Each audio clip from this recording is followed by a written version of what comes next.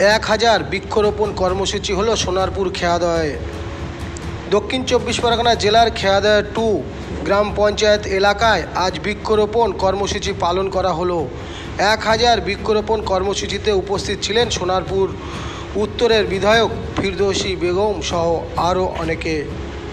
সোনারপুর থেকে জামাল উদ্দিন সর্দারের রিপোর্ট, 72 ঘন্টা।